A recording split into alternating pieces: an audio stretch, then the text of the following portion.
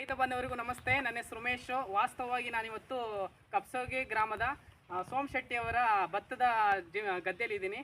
ಈ ಒಂದು ಭತ್ತದ ಬೆಳೆಗೆ ನಮ್ಮ ಸಾವಯವ ಗೊಬ್ಬರಗಳನ್ನ ಬಳಸಿದರೆ ಹೇಗೆ ಅನ್ನಿಸ್ತಿದೆ ಅಂತ ರೈತರನ್ನೇ ಕೇಳೋಣ. ಸರ್ ನಮಸ್ತೆ. ನಮಸ್ತೆ ಸರ್. ತಮ್ಮ ಹೆಸರು? ನಮ್ಮ ಹೆಸರು ಸೋಮಶೆಟ್ರು ಅಂತ. ಸೋಮಶೆಟ್ಟಿ ಅವರು ಈ ಸಲ ಭತ್ತಕ್ಕೆ ನಮ್ಮ ಗೊಬ್ಬರಗಳನ್ನ ಬಳಸಿದ್ರ ಸರ್? ಬಳಸಿದ್ವಿ. ಫಸ್ಟ್ನೇ ಹಂತದಲ್ಲಿ ಬಳಸಿದ್ರಿ. ಹೇಗೆ ಅನ್ನಿಸ್ತಿದೆ ಸರ್? ನಾವು ಏನು ಸುಮಾರು ಪರವಾಗಿಲ್ಲ ಅನಿಸ್ತೀವಿ ಸರ್. ಪರವಾಗಿಲ್ಲ ಅನ್ಸೈತಾ? ಭತ್ತ ಯಾವ ರೀತಿ ಇವಾಗ ಕಚ್ಚಿದೆ? ಸುಮಾರು ಪರವಾಗಿಲ್ಲ ಸರ್. ಮಾಡ್ಬೋದನ್ನ ಎಷ್ಟು ವರ್ಷಕ್ಕೂ ಮಾಡ್ಬೋದು. ಈಗ ಹೋದ್ಸಲ ಮಾಡ್ತಿದ್ದಕ್ಕೂ ಇಷ್ಟು ದಿನ ಕೆಮಿಕಲ್ ಬಳಸಿದಕ್ಕೂ ಈ ಸಲಕ್ಕೆ ಏನು ವ್ಯತ್ಯಾಸ ಕಾಣಿಸ್ತಿದೆ ಸರ್? ಸ್ವಲ್ಪ ಪರವಾಗಿಲ್ಲ ಸರ್. ಸ್ನೇಹಿತರೆ, ಇಷ್ಟು ವರ್ಷಗಳು ಏನು ಮಾಡ್ತಿದ್ರು ಅಂತಂದರೆ ಕೆಮಿಕಲ್ ಗೊಬ್ಬರಗಳನ್ನ ಅಪ್ಲೈ ಮಾಡ್ತಿದ್ರು ಪೂರ್ತಿ ಪ್ರಮಾಣದಲ್ಲಿ. ಈ ಸಲ ಒಂದು 20% ಮಾತ್ರ ಬಳಸಿರೋದು.